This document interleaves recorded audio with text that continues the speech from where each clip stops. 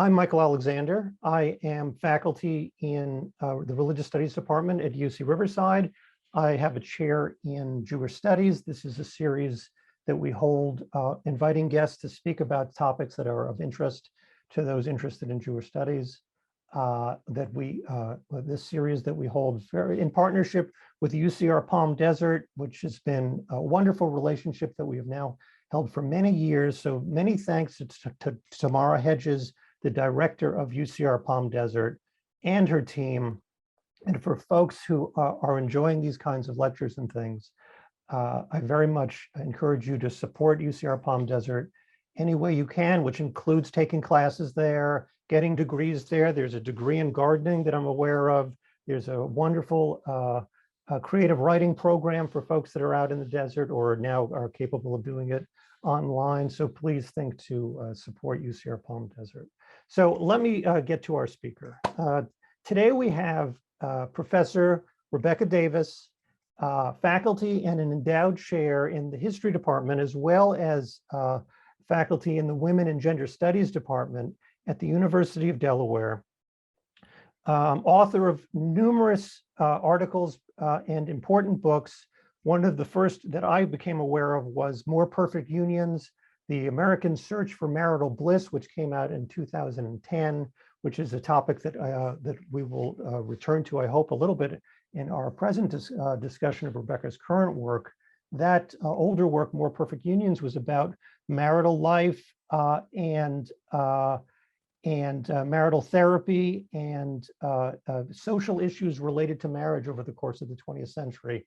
And it was a very important book, and we'll be able to discuss some of it today. Also, Dr. Davis has co-edited with Dr. Michelle Mitchell a book called Heterosexual Histories, a series of articles on the writing of history and heterosexuality. She is the producer of a podcast called Sexing History. We will put the podcast in the chat, the link to get to it. It's a wonderful and interesting podcast that Rebecca has been producing and also being pretty involved with the script regarding episodes in American life around sex and sex history. And we are in her forthcoming book, not the one we're discussing today, apparently is a single volume history of sex in America. And I hope we get to some capacity to talk about that today. Today's discussion, however, is about Rebecca's most recent book, Public Confessions: The Religious Conversions That Changed American Politics. It's a book about conversion in the United States, a religious conversion typically. It was released in the fall. It is published with the University of North Carolina Press. We are putting a link in the chat regarding purchase and a code for a coupon code that for the purchase of the book at the UNC website. But I would also indicate to people that there is on Kindle. First of all, the book is fairly cheap on Kindle as well, and also on Amazon as a hardcover and as a Kindle. It's a good price there, but also there is an audiobook available. And that's actually, Rebecca, how I came to the work. I actually listened to the whole book, and it was really a wonderful experience. So we will, to start us off, we are going to ask Rebecca to tell us a little bit more about the book, specifically some of the Jewish content and some conversions that occurred in the middle of the century by some people that will be known, I hope, to folks in the audience: Marilyn, Liz, Sammy, and I'm not sure that we need to actually use their last names. We're going to be talking about the conversions of Marilyn, Liz, and Sammy, and who were all converts to Judaism practically in the same decade. And as a scholar of an author of American history, Rebecca, that kind of strange trinity of Jewish converts seems to really have gotten your attention. And it certainly got my attention. So if you could start us off by just telling us a little bit about those remarkable conversions or whatever other comments you wish to make about the book. And then we will go to, so folks, basically, Rebecca will speak to us for a number of minutes about the book. I will give some notes and ask some questions of Rebecca regarding this, this marvelous new piece of scholarship. But I will also be looking in the chat and in the Q&A for audience questions that may be, that you may have for Rebecca. So while I'm asking questions, I will also be inserting your questions. So Rebecca, if you would get us started on what I hope is, and I know will be, a very exciting talk.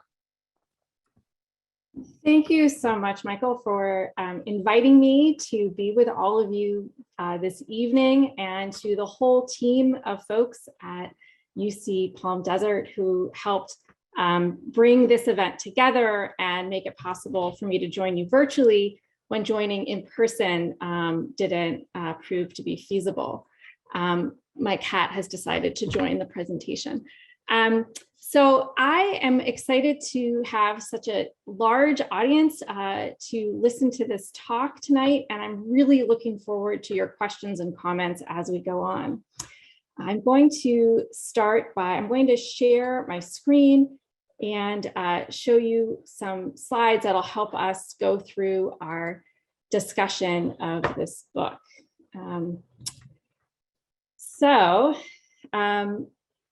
Michael, will you let me know if I need to switch my display? Yes, you do. I'm seeing the presentation mode. Okay. Now you're good. Okay, great. Thank you. So my talk this evening is from my book called Public Confessions: The Religious Conversions That Changed American Politics. And as Michael mentioned, it's very newly in print. It came out in October from the University of North Carolina Press. And this book is the result of over 10 years of reading and research and thinking and writing. And wanted to talk to you a little bit about why I find this topic so fascinating and why it held my attention over this whole period. Now, one of the figures that really grabbed me early on in this process was Sammy Davis Jr. And I knew of Sammy Davis Jr. when I started this project, but I didn't know a whole lot. And so learning about him and his extraordinary talents and career was a wonderful learning experience for me. But I was also really fascinated by the way he approached religious conversion. And I want to show you the ways that I think he was an especially important religious convert in the 20th century United States. And that is because of things he said like this: "I have always been a Jew in my thinking and my own undefined philosophies." He said this when he was talking to the married pair of journalist writers, Bert and Jane Boyer, who helped him write his two autobiographies, Yes, I Can and Why Me. Davis had a very limited formal education, or virtually none. He went on the road with his dad and his dad's vaudeville partner when he was 3, never really went to school.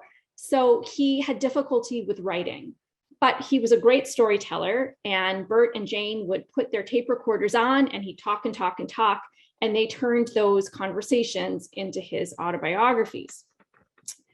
So what does it mean for Sammy Davis Jr. to have said not that he found a faith that he wanted to join as a new path, not that he felt that he had been going the wrong way in his life and had suddenly found a way to make his life better. He says, I found the faith that I've always been, right? I found the faith that really spoke to me. And as the 20th century goes on, more and more religious converts in the United States start to say things like this. So here's the cover of my book, with thanks to the UNC Press Art Department. My book begins with the woman pictured here in the middle. This is, as many of you will know, Claire Booth Luce. Luce was a playwright. She wrote The Women, which was the first all-female cast play on Broadway. She was an editor at major magazines, a journalist. She married the publisher Henry Luce. And after their marriage, she also ran twice successfully for Congress, representing a district in Connecticut.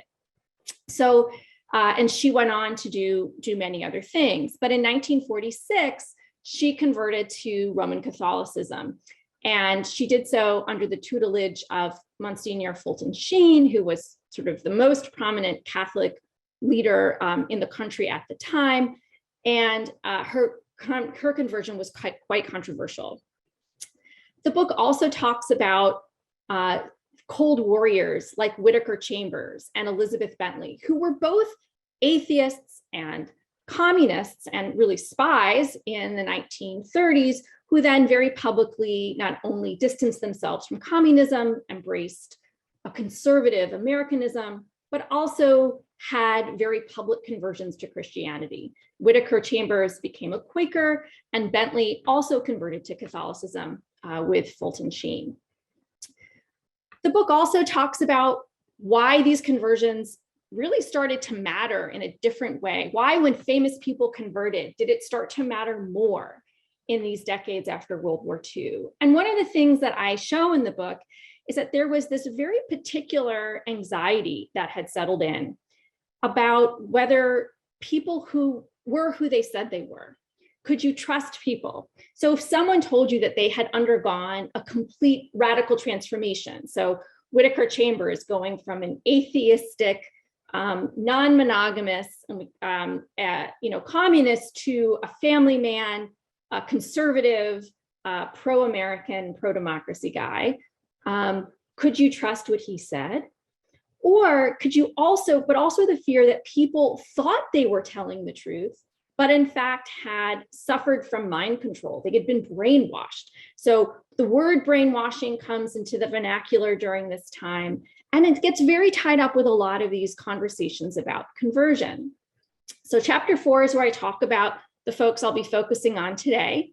Chapter 5, I delve into the response to Muhammad Ali's announcement in 1964 that he was a member of the Nation of Islam, right after he defeated Sonny Liston in Miami.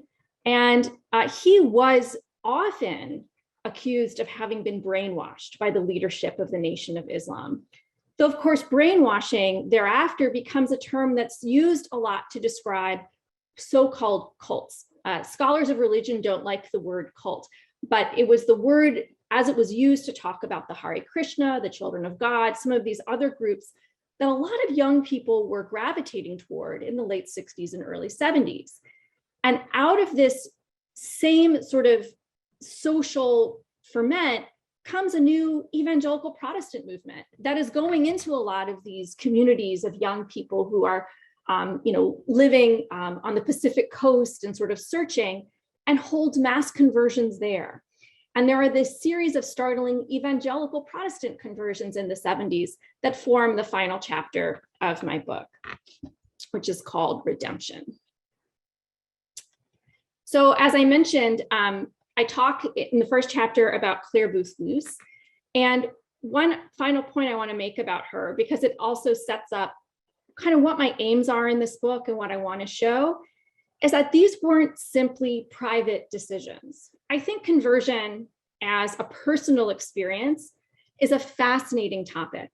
It's not the topic of my book. My book is about people who converted for very personal reasons, but had conversions that were politically and publicly significant. So Clare Boothe Luce did this with her own conversion intentionally. She wanted everyone to become a Roman Catholic because she thought that was the safest bet against communism. She thought communism would infect people's brains, kind of pervert their souls, but that a good Roman Catholic faith was a strong defense against that. And in agreement with her was her spiritual mentor, Fulton Sheen. Again, these conversions are occurring at a time when there's a great deal of concern about American democracy and freedom as the Cold War is heating up. And American leaders, Truman and Eisenhower and their secretaries of state, described the Cold War as a battle between Judeo-Christian religion and guideless communism, that really religion, belief, was at the heart of what made America strong and what supported democracy. And as the Cold War became a global series of proxy wars and hot wars, we see that conversation play out. And some of the examples, another example of, with the Rosenbergs, this fear that there were people pretending to be patriotic Americans who might in fact be spies, at least one of these two was.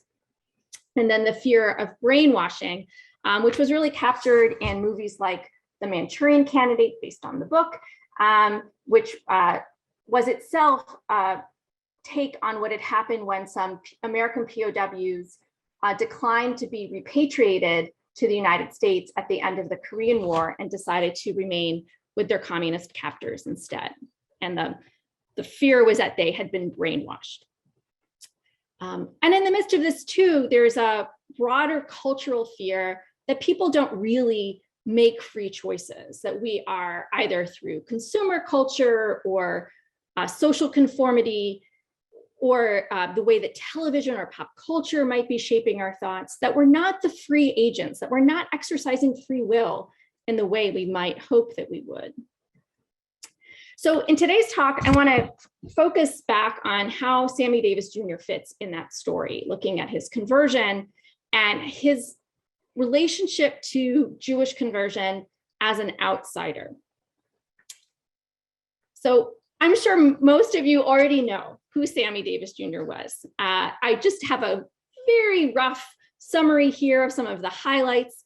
Of course, the photograph at the bottom shows him as a 6 or 7-year-old in his first major role. He was the star of a short film. And then there's a wonderful later photo of him on the stage. He experienced both extraordinary success and unrelenting racism throughout his career. And when he was in World War II, he was in one of the first integrated units in the Army, and he was hazed, he was beaten up, he was really tormented by racist white people in his unit. And he, in the entertainment industry, there were hotels that would, and clubs that would pay him to perform, but wouldn't let him dine in their dining rooms, in their restaurants. He had a traumatic car accident in 1954, which I'll talk about a bit more in a minute. And it was really after that point that he began to talk about being interested in Judaism. His marriage to my Brit in 1960 was a Jewish wedding. She had converted as well. And he continued to talk about his relationship to Judaism for the rest of his life. One thing that he talks about in his autobiography is about the many Jewish people in the entertainment business who were helpful to him. And perhaps no one was as helpful to him as Eddie Cantor, who brought Davis onto his show in 1952, which was Davis's very first solo television performance. And Cantor remained a sort of father figure to him, to Davis at that point. Davis didn't really have much of a religious upbringing. His mother was Catholic, but he didn't have much of a relationship with her. His paternal grandmother was a Baptist, Protestant Baptist, and so she occasionally took him to church, but he didn't have much of a relationship to religion of any kind. But Cantor gave him, as Davis got interested in Judaism, Cantor gave Davis a mezuzah on a necklace, and it was very important to Davis. So the conversion to Judaism happened following, I'll just go back to the slide, following this terrible car accident in 1954. Davis was driving from Las Vegas back to Los Angeles area, and a car drove right into him, and the raised emblem on the car steering wheel took out his left eye. And he was frankly fortunate to have survived the accident at all. His friends heard about this and rushed to help, made sure he got good medical care at a hospital in San Bernardino. And from this point on, Davis fills his memories of these experiences with sort of talismans, that there were objects. There was Eddie Cantor's mezuzah, which he had forgotten back in his Las Vegas hotel room, right? So the protective powers that he associated with it weren't with him. He has a memory of Tony Curtis and another person pressing a coin into his hand that had St. Christopher on one side and the Star of David on the other. And he told reporters later, "Baby, all I can say is that God must have had his arms around me or I would have been killed." So he has this really profound sense that something spiritual, something profound happened when he survived a really terrible car accident. Very soon after the accident, I mean, all kinds of things happened with Davis's career in Broadway and film adaptation of Porgy and Bess. And by 1960, he's in Ocean's 11. But I want to talk about what's going on with his sense of himself as a Jewish person.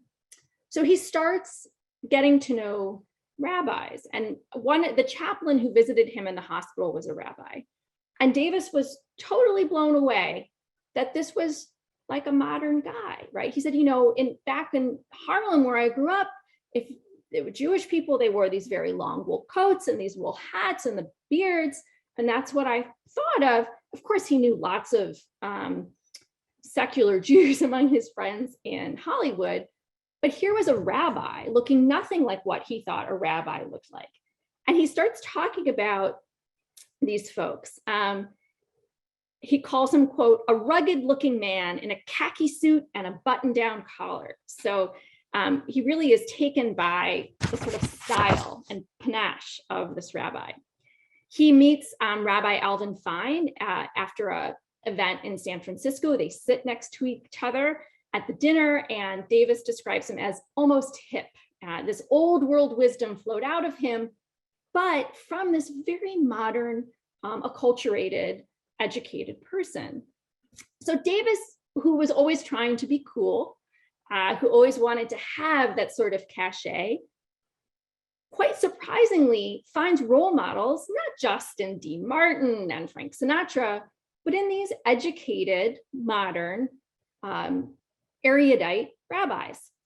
And he studies with Rabbi Max Nussbaum, who is at Temple Israel of Hollywood, and again has this experience of feeling both that he's understood and accepted, and also being challenged to really think about his values, to think about what it would mean to be a Jewish person.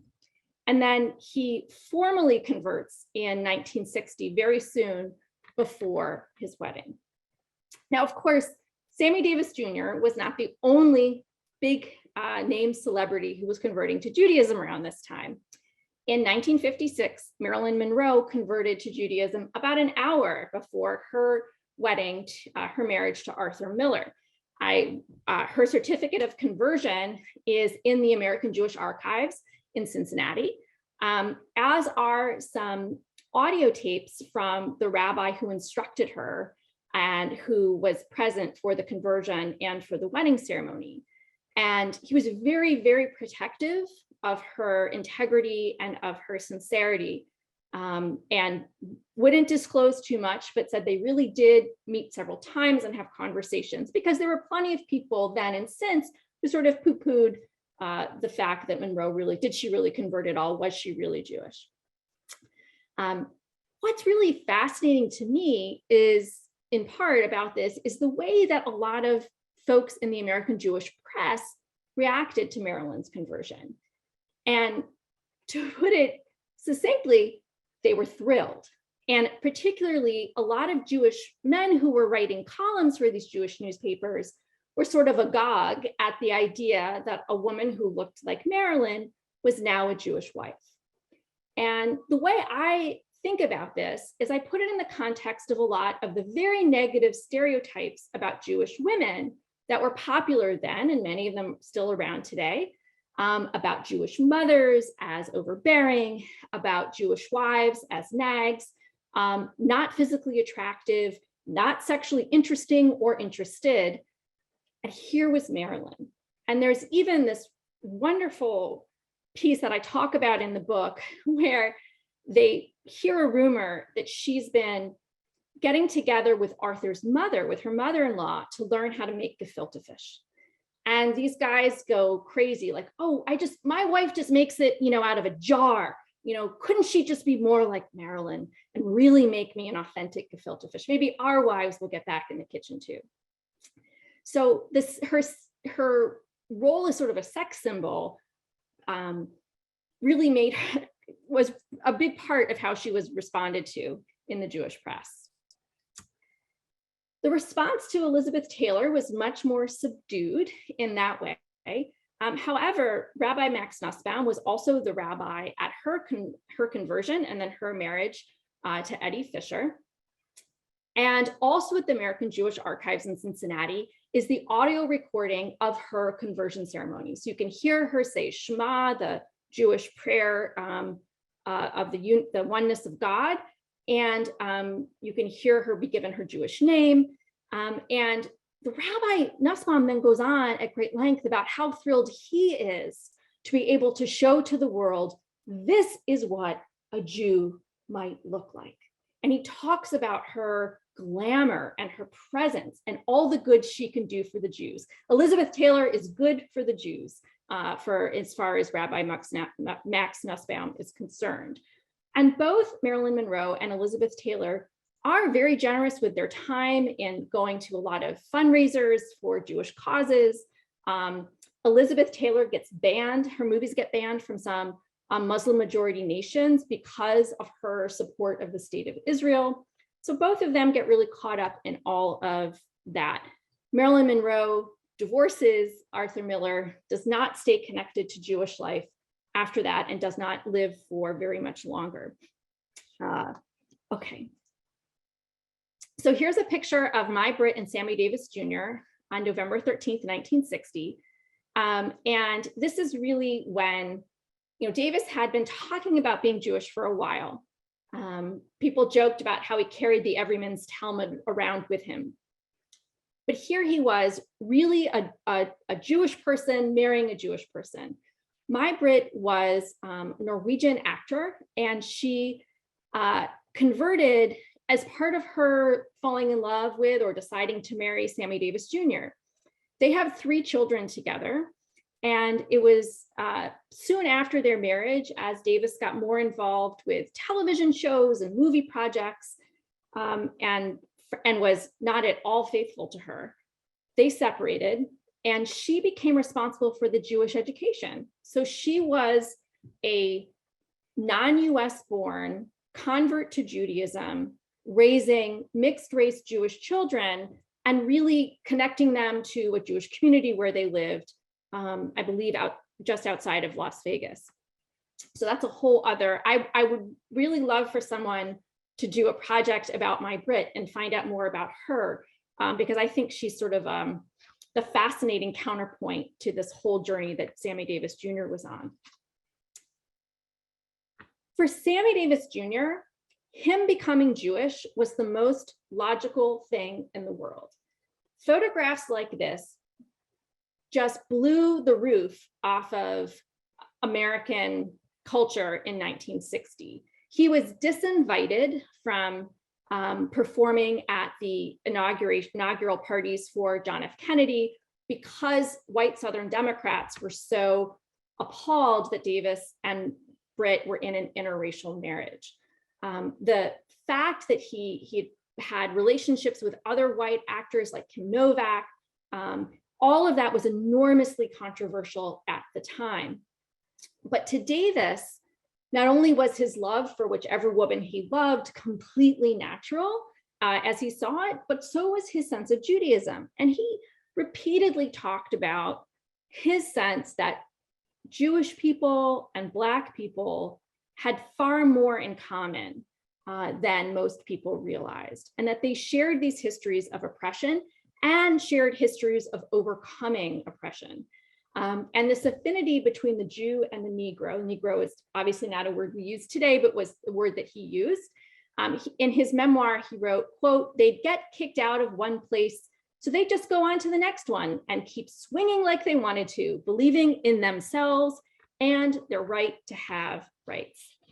I quote some of these things because I just love his patterns of speech. He said that he felt emotionally tied to Judaism. And going back to that quote that I opened with, he felt a sense of being found, of being understood, of being at home. Now, that sense of being at home was very different from the experience that Davis had through much of his career. He was passionate about the civil rights movement. He marched with Martin Luther King. He raised a lot of money for the civil rights movement, chartered planes of other Hollywood figures to show up at major civil rights moments to give their support and also to bundle donations. And he was also part of the most famous sort of performing sort of, crowd of his generation as a member of the Rat Pack. But he was also mocked by them on stage. His whole presence was often the punchline of jokes that Dean Martin and Frank Sinatra would tell on stage when they did their act. They made fun of Davis for being Jewish, for being Black, for being a really great dancer. They made a lot of what we would today call sort of homophobic jokes about his ability to dance. They said, oh yeah, there's the African queen, which is an extraordinarily racist and homophobic way of talking about a guy who was frankly way more talented than either of them were. Neither one of them could do half the dancing that Davis could do, not a fraction of it. So he was part of their group, but he was also constantly reminded that he was different. He goes to Israel in 1969 and has this sort of ecstatic experience of feeling at home. And he says to a reporter, it's a kind of oneness I have with Israel and the Jewish people. And this is after he's been talking and talking about the relentless racism he continues to face, even as Black-owned periodicals like Ebony are profiling him as this wonderful success story, as this role model. He's wealthy, he's successful, he's on television and the stage and film. And he's held up as a role model of African-American success and achievement despite obstacles. And then he still faces all kinds of racism in the industry and in all aspects of his life. He goes to Israel and he feels totally accepted. And he gives a performance at the Mann Auditorium in Tel Aviv for families of soldiers who died in the Six-Day War. And I wish I had a photo of this particular eye patch, but he says that he gave Israeli General Moshe Dayan a rhinestone encrusted eye patch. We can only imagine if Dayan ever put that on and what it might have looked like. But in that theater, he performed a song called This Land Is Mine, which is the theme from the movie Exodus. The song and the lyrics, This Land Is Mine, were written by Pat Boone, who was a white, born-again evangelical music star who had his own completely separate reasons for being very pro-Israel. But I'm going to now very quickly just try to play a little bit of the audio of this song. Please forgive me as I flip back and forth between the screen here.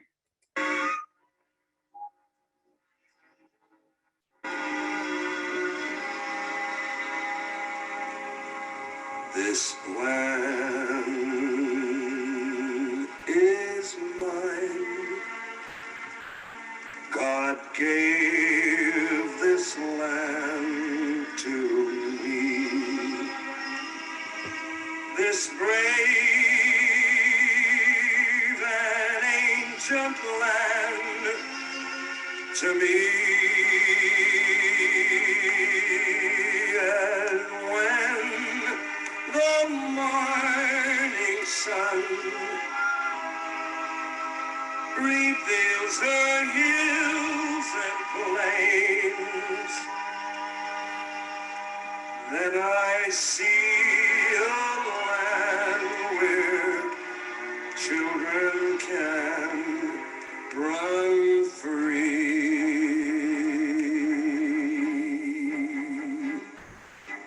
So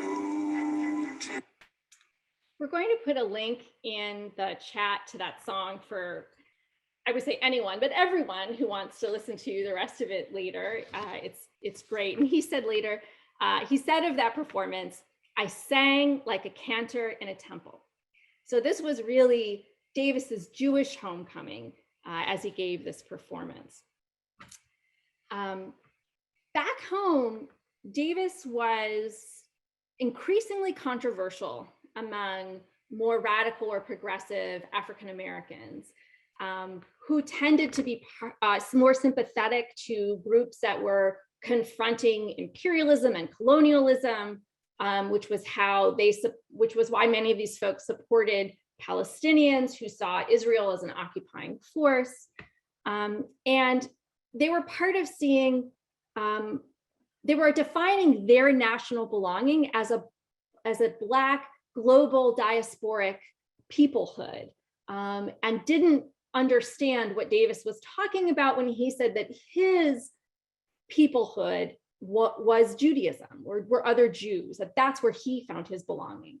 And he got into a sort of confrontational conversation with Black nationalist Ron Karenga, who sort of questioned whether Davis was even really Black. And Davis's answer, this doesn't exactly come off, I'm not Al Jolson, sort of rubbing his skin, referencing the famous Jewish performer who performed in blackface. Davis's argument was that when he went out in the world still saw him as Black. So even if his politics were different, his social reality was as a Black man. He came out in support of Richard Nixon in 1972, which just further upset many of his longtime supporters. I'm going to move a little more quickly through this part because I know that Michael will have some wonderful comments and conversation to add. He loses a lot of his support among Black civil rights leaders at that point, and he explains to a crowd of supporters for Jesse Jackson's group, Operation Push, that he's always going to speak his truth. And he sings, "I Gotta Be Me." I'll come back to that in just a minute. But the point I want to leave you with is that there were two things going on at the same time, neither of which made space for an African-American Jew. There was something that historians call the white ethnic revival. In the 1970s, there was a new surge of interest in doing family genealogies, in celebrating Irish food, Italian food, Jewish food. There are suddenly bookshelves full of ethnic cookbooks in the bookstore. There are new something-American historical societies cropping up.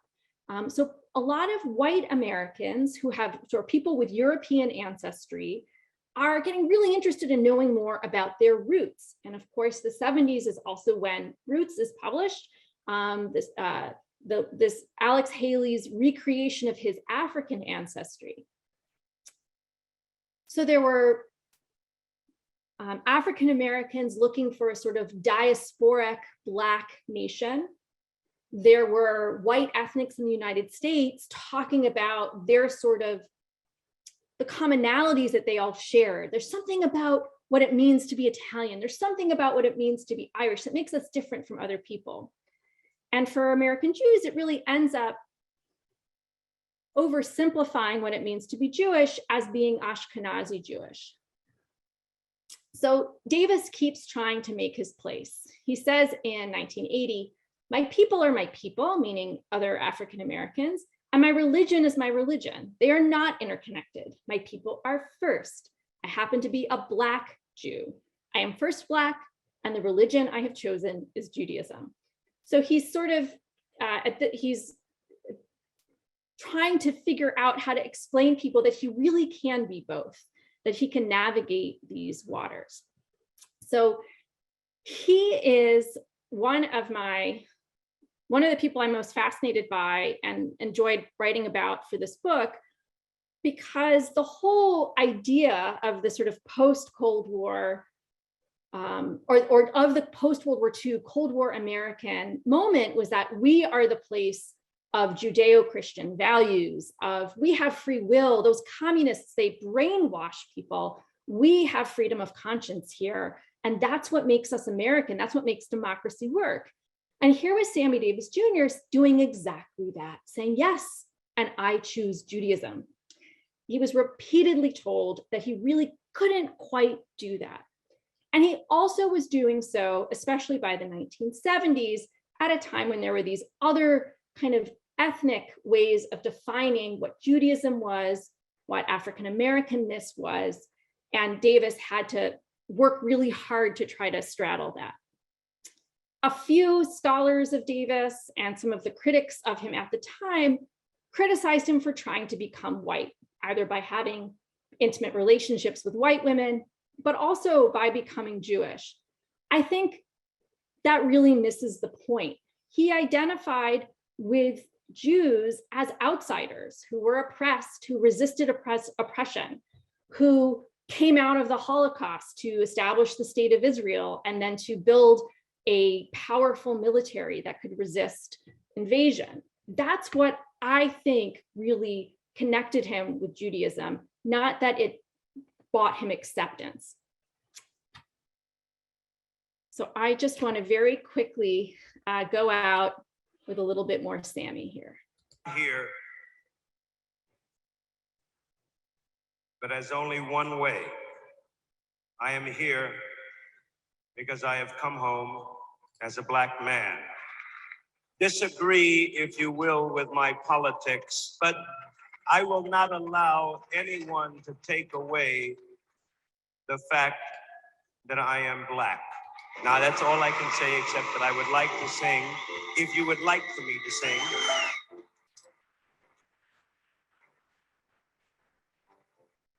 Whether I'm right or whether I'm wrong, whether I find a place in this world or never belong, I gotta be me. I gotta be me. What else can I be but what I am? I want to live. I don't want to stop playing his song, but I know we have other things to do. So I'll stop my share there. All right. That was fantastic. I don't want you to stop your song either, but I think it's a super applause, amazing talk. And it really, you really were able to sort of, in short order, capture some of the essence of that chapter and for us. And also in the chapter is, in a sense, sort of the spiritual center of the book, in my opinion. And it's, I'm so glad that you're able to sort of talk to us about these things. Rebecca asked me to, I had a wonderful event in NYU and at that event actually had one of the folks comment at some length regarding the work. I'm not going to comment at length, but Rebecca, I've known you a long time now, and I'd love the opportunity to sort of tell you what I think about all this, which is, I love it. There's no surprise there. And I just want to say that, I really admire your work, and that I'm glad that I've been able to sort of watch it from the front row for a long period of time now. You and I, I'll give some background to the audience to know about our relationship. You and I met at a conference at Yale that was in honor of our mutual dissertation advisor, John Butler, for his retirement. And that's where I learned of you and of your work. And you had already published at that point More Perfect Unions, which is your really amazing book on marriage therapy. And, in a sense, it was the beginning of themes that you explore in this book, which is how the public fingers get involved in private lives. And really, the impossibility of separating those spheres of private and public. And I love the book. And I suppose at that conference, we might have talked about Sammy Davis, because I'm trying to remember how it is that you came to write an article about the conversion of Sammy Davis for a journal that I was editing with Bruce Haynes on Jews of color for the journal American Jewish History. Now, Bruce Haynes has actually spoken to this crowd before. He spoke to us about African American Jews and Jews of color in the United States. So Bruce and I put together this volume on Jews of color, and Rebecca wrote an article about Sammy Davis for it. And in fact, I remember the title because it's his best line about Judaism. He says, "This is a swinging bunch of people." And that's the name of the article. This is a swinging bunch of people about Sammy's conversion. It was, of course, shorter than what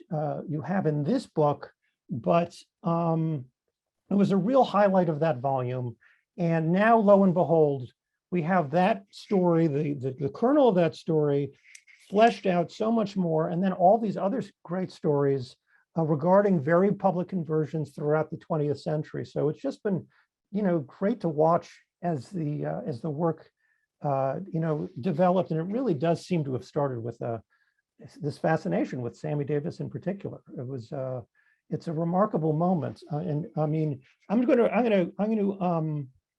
to share my screen for just a minute, because I found a picture that I think is sort of helpful in sort of understanding how remarkable a moment it was. So here we go. I'm going to share that. Hopefully people can see that. This is a picture of my Brit and Sammy Davis and the daughter they had together, and I think one of the sons that they adopted together. I don't know if this is 1963 or 1964, but that's the Jewish American family in 1963 and 1964. It's incredible. So let me stop that share. But I mean, that's just a remarkable moment. And really, what I'd like to say really about your work is that so many things, but really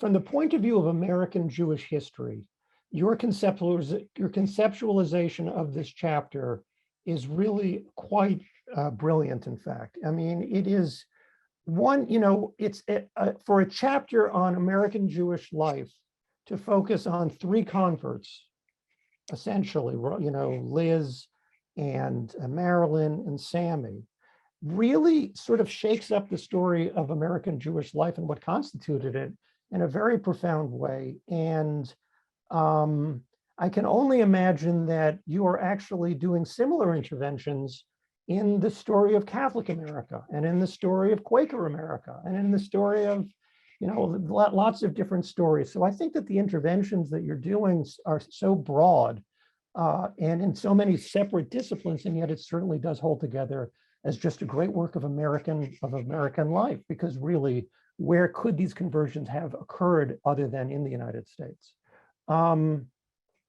So I really admire just kind of how you just conceptualize the chapter.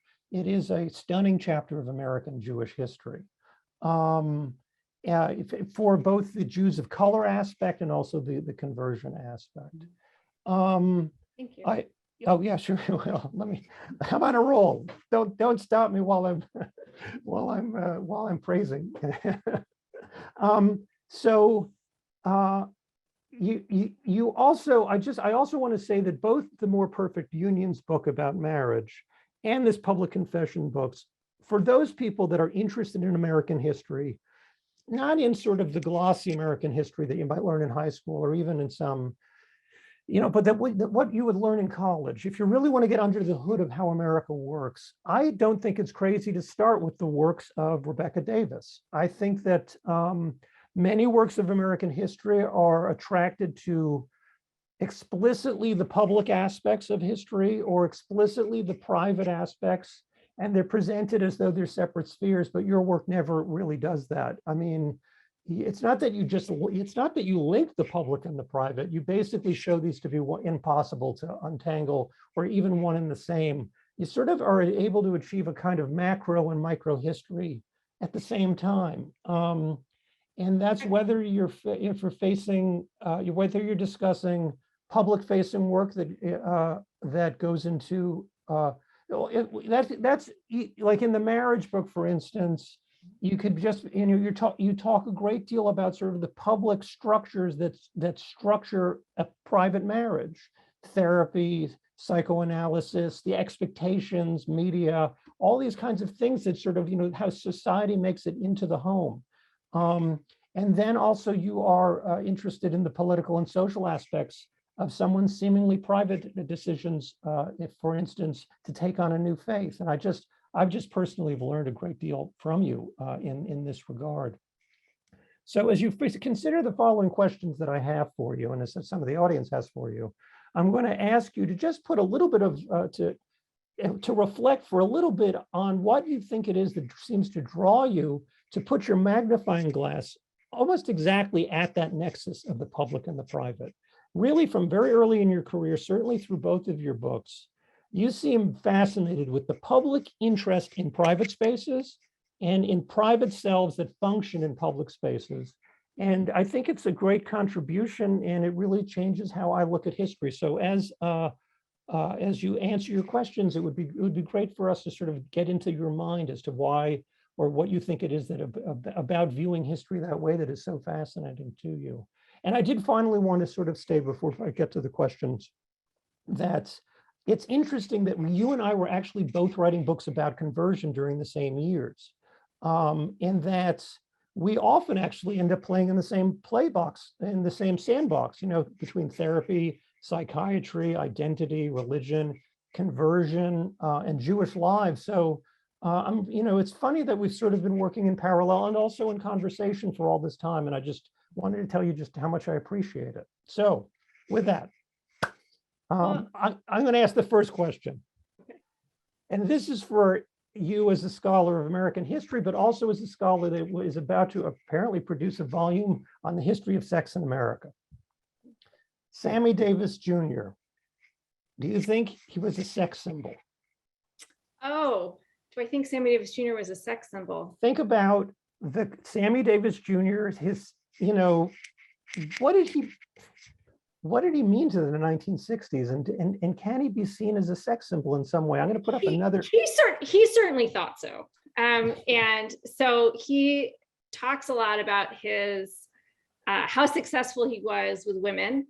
And, I think probably in his younger years, he had a certain, presence. He and I are roughly the same size. He was you guys aren't seeing me in person, so Michael knows this. I am quite short, and I'm not just very large in general. And Sammy Davis and I are, by all measurements, basically the same size person. So he was like a tiny man, and extremely sort of graceful and lithe and athletic. He had incredible energy. He was funny. He could talk on any subject. Because he was very self-conscious about how little education he had. So sort of like a lot of folks who have that experience, he read and he read and he read. So I imagine he was a great conversationalist and very charming. So, one of the things that I am very interested in is, one person's sex symbol is not somebody else's. So I think that that's a more niche question than it might first appear. But I'm sure that there were apparently many women who found him very, very alluring. I just, in terms of American Jewish history, he and my shake things up quite a bit. And I just wonder how much he shakes things up in terms of sort of the history of the male image in the 20th century America. I don't know. Something to think about as you move forward.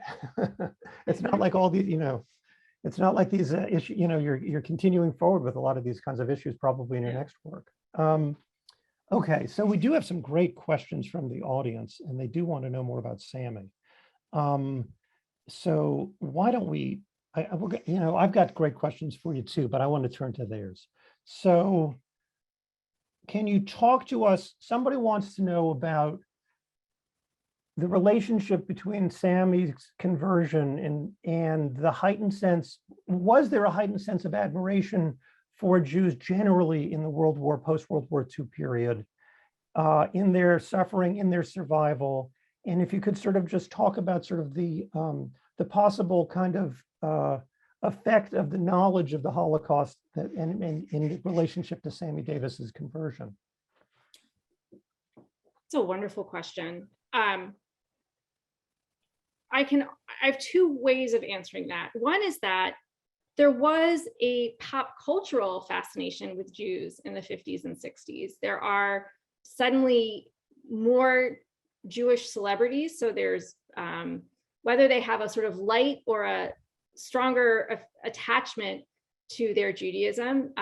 So there is that. There are far more Jews who are famous as singers and actors and comedians. What's interesting, that's such an interesting question about what Davis, I haven't come across comments from Davis about the Holocaust. He actually went way back. He was reading Abram Zeichar's History of the Jews, which is like yay thick. He was talking about 4,000 years ago. He was thinking about, the, early modern shtetl. He was thinking about, because he would say, it's 4,000 years of getting kicked out of one place and then going to the next one and not giving up. So I'm sure the Holocaust was present for him in his thinking about that, but he had a long view of what Jews had overcome as a people. Okay, so I think we have time for one more question, and I want people. I mean, you covered so many.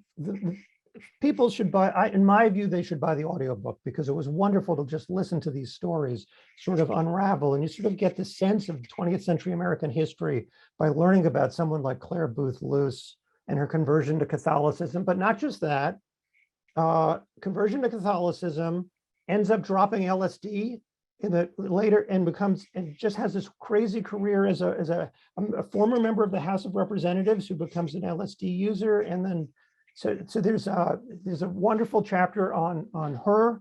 In the later book, you've got this amazing chapter basically about Chuck Colson and some of the movement to evangelical Christianity that occurred in the 1970s. One really gets a very interesting history of America through your book, but I'd like you to turn to Muhammad Ali. Mm-hmm. And you mentioned, especially in his case, the question of brainwashing. And this is such an important aspect of your book. And really, let me put it this way. You talk in the book about in the late 40s and early 50s, a kind of thesis came out of academia and other places regarding the authoritarian personality. Mm-hmm. That here was a generation of people who had seen totalitarianism, mm-hmm. a generation of people who had seen propaganda, and they were scared to death of it. Mm-hmm. And conversion is almost by definition a kind of threat to one's ideology, even if it boosts another ideology. And people became kind of concerned about the possibility of conversion / brainwashing. There was, in this contest of ideologies. And so perhaps today, when we're presently also in an age where ideologies seem to dominate principles as opposed to free thinking, whether it's the woke movement that's sort of shutting down conversation, or the Trump side that is shutting down conversation. As a scholar who's thought about these classic fears in the 1930s through the 50s regarding totalitarianism, brainwashing, inauthentic conversions, it seems extremely prescient. In other words, they were sort of concerned with their concerns about totalitarianism are just not that different, I would imagine, from the concerns that people have today about about true thinking versus propaganda, ideology, and brainwashing. And if you could do it in the case of Muhammad Ali, which is just such a fascinating case, that would be an amazing answer. I think that one of the things that we hear about today is radicalization, right? So somebody is sort of brought in with one idea that's a fairly moderate idea, and then they're gradually introduced to more and more radical ideas until they, do sort of acts that are of extreme violence or something. In the case of Muhammad Ali, he was another person who really felt on the outside of the world that he grew up in the sense that there's a wonderful biography of him right there on my bookshelf by Jonathan Eig called Ali. I recommend it to anybody who's interested in Muhammad Ali. It's brilliant. It's the best book on him. And that he was profoundly dyslexic. He was, his teachers gave up on him for being, they thought he was stupid. But he listened. He was an oral learner, and he was given a record of speeches of Elijah Muhammad and of singers who would take Nation of Islam theology and put it to music. And he would listen to these records, and they spoke to him. He felt like, this is, as a Black man, I feel the things that these people are talking to me about and singing to me about. So there wasn't like some sudden, he wasn't, locked in a room and had, forced to listen to anything. He actually went through a process of learning over many years. It started when he was maybe 15 or 16 or 17 years old, still in high school, up through when he was 22 and announced that he was a member of the nation. So this idea that he was brainwashed really combined fears about, the American soldiers, the fear that American soldiers had been brainwashed in Korea. These are supposed to be America's best and bravest, toughest, yet somehow their minds weren't strong enough. So on the one hand, Ali is this incredible athlete with this incredible physical intensity. But there's also so much racism in thinking about African-American men as being less intelligent. And then Ali in particular, with his learning disability, was widely ridiculed for not being intelligent. So the allegation of brainwashing against him sort of combined all of those antecedents. And it really stuck, and he just sort of dealt with it. As far as I know, he's the first famous religious convert in the United States who is accused of having been brainwashed. It's a great chapter. It's an unbelievable chapter, and it's a theme that goes through, shoots through the book. It's one of the most important things to think about American history that I think that the book sort of raises. And just, we're out of time here. I want to just encourage everybody to go to Amazon or UNC to download the book, buy the book. But I personally love the audiobook. Thank you so much for being with us and sharing with us today, and for contributing to American Jewish history. And I think very, very profound way. Thank you so much. And if anybody had a question that I didn't get a chance to answer, you can email me, and I'll be happy to be in conversation with you over email. I'll put my email in the chat. Oh, great. Folks can know that you're in the history department at the University of Delaware and are easily found. Yes. And also people are, if folks enjoyed this, please consider coming back to UCR Palm Desert, to the webpage to see further events, further classes, further kinds of things. Thank you, Tamara Hedges. Thank you, team at UCR Palm Desert, and Rebecca Davis. Thank you so much. Good night, everybody.